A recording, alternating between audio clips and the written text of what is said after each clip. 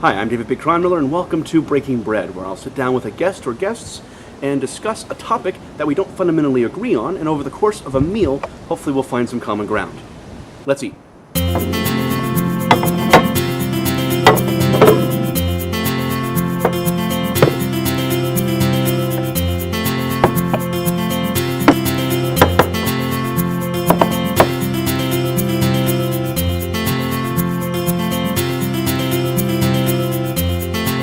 So I'm here with Brendan McNamara. He's an actor, writer, director, video blogger, improviser, anything else? What else do you do?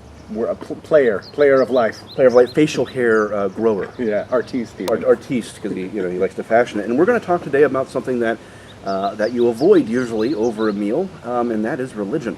And first, no, come back. It's okay. We're not going to talk about how each other are going to some kind of place of doom. We're going to be talking about what we like about religion and faith and spirituality.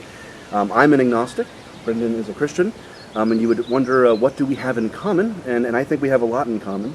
If you recognize Brendan from our other show, and Boris, he's also an actor from our show and plays a villain in that. So obviously we have that in common as it is. Yeah.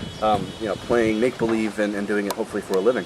But when it comes to religion, first of all, one thing that I don't think a lot of people understand is what an agnostic is. Mm-hmm. I'm sure that was at some point kind of confusing to all of us what an agnostic is. I'll explain it very quickly. An agnostic is not someone who just doesn't have any spirituality or any faith. It's somebody who, and it's different for everybody who's an agnostic. For me personally, I grew up Baptist, independent fundamentalist Baptist when I was a little kid in the Amazon. And as I got older, I started not liking organized religion and studying and looking into other religions and finding things in all the faiths that I liked and I enjoyed. And it was those commonalities that led me to becoming an agnostic and practicing my spirituality versus a specific religion. One thing I love about what you do is you host a daily kind of, explain to me, what would you call it? It's called Christian Sands, which I named it after a tricky trip-hop song, just because I was looking for some catchy tune I could stick on it. And I basically started wanting to make a daily practice, a daily sort of similar to tithing, I suppose, where I wanted to start my day out, give the first fruits of my labor, a sacrifice, if you will, of that which I do have to give. Because monetarily, I ain't got much. I got unemployment. So what I wanted to give of myself, and I'm an actor and I'm a writer, and so much about acting and performing and writing is trying to find truth through fiction in a way. Yeah. Yeah, I do. so I wanted to just get to the rawness of me, and so just start this morning. Yeah, so I do the devotion every morning. Just wake up before I've brushed my teeth, taken a sip of water, anything, just kind of get into the Bible, flip on through, look at some words, process it, pray about it, do some surrender, some intense surrender, which to me is like probably the dominant portion of my religious practice is surrender, and then just release. And the cool thing is that I've gotten, the views aren't enormous, but I've gotten responses from people who are like, "Amen, brother, thanks, I needed that." And people are like, "Oh wow, Christians usually turn me off, but I kind of dig this, thanks."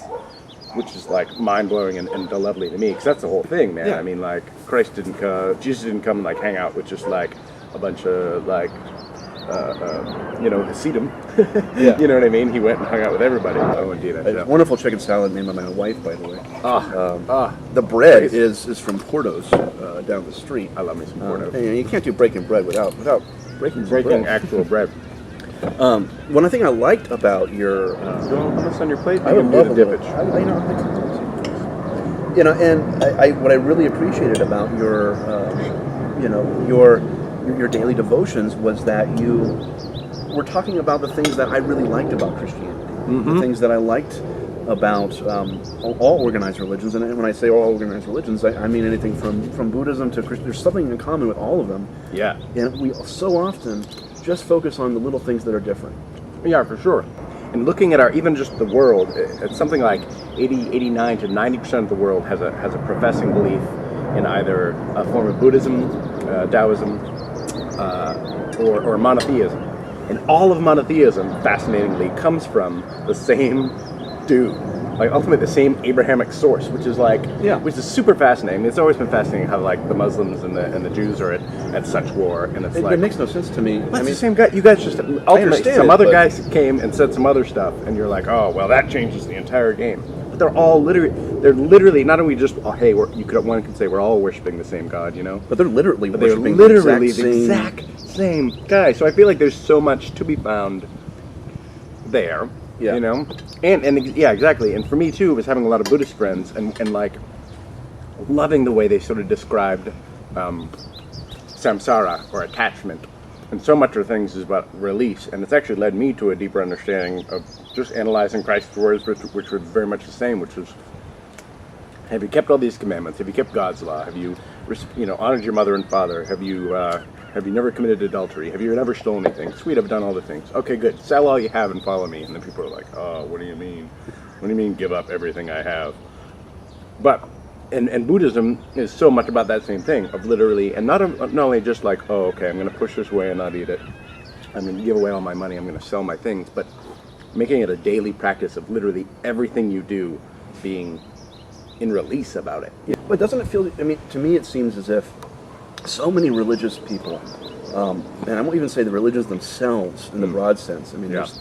The other day I looked up some research, and there's over 35,000, sects of Christianity. Yeah. That's a lot of different interpretations of the same book and the same God, and that's just Christianity. That's not Buddhism or Islam or Judaism.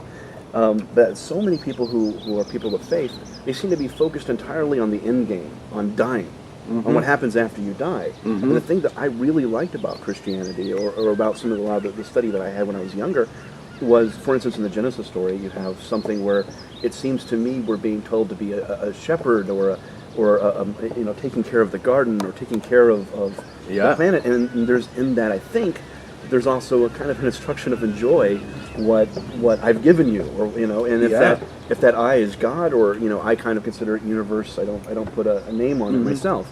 I think that's neat. I think that's wonderful to celebrate. Yeah. I mean, look at this. I mean, we're in this wonderful outdoors right now, enjoying nature. And so often we spend so many times sitting in a room worrying about when we're going to die and if we've done everything right in order to satisfy what happens after we die. I'm going, how can you have? Yeah, and then it becomes like almost a meaningless transaction at some point. Yeah. When you're literally, okay, I'm trying to save up goodness then so I can buy my salvation. As opposed to like, exactly, this whole sort of surrender thing that it's kind of led me to, I was like kind of struggling with this, releasing attachment, and then kind of became a little bit more of just surrendering to God, and then it became this whole theory that I'm still kind of wrestling through of consecration, which is that all that we do, all that I desire to do, everything I desire to do is to be consecrated to God, is to be an act of praise, and that God indeed gave us everything to enjoy. I often, in my own wrestling, trying to figure out who and what God is, because I certainly don't believe he's a white man with a long beard, or even a Jewish man with a long beard. He's so, but to me, I get focused a lot on this stuff why too. A beard? I mean, it's nice. I know exactly. I don't know why does it somehow convey wisdom. But a grand artisan, you know what I mean? I mean, this is the most fascinating sculpture that one could ever see, and it changes daily. Yeah. Like, you know what I mean? This is exactly what we all wrestle as artists to, like, if I could just get at this somehow, if I could just kind of. And it can be both daunting and overwhelming to be like, I've made this amazing thing, and then this great sunset happens at the end of the day, and you're like, you might have talked to me again. It becomes a joyful challenge. Anyway, it's been really great talking with you and talking religion over a meal, and we didn't fight. No, not at all. We don't agree on all aspects of religion. We really don't. Crazy, man. We don't really, the theories I want to kind of practice or try to figure out if it's possible in this series, and hopefully we'll do more of these, is that over the course of a meal, you can, by having some commonality and a common experience, you can remind each other that we are human, and that we're basically the same thing, and we're after the same things, and that's just happiness and prosperity, whatever that means for each of us. Yeah, indeed. So thank you very much for coming. No problem. God bless you. Yeah, you too. Thank you for watching, and if you want to check out Brendan's work, we'll put that up on the screen right now, and tune in next time for yet another meal and hot topic. I'm David Kronmiler. Thank you for watching.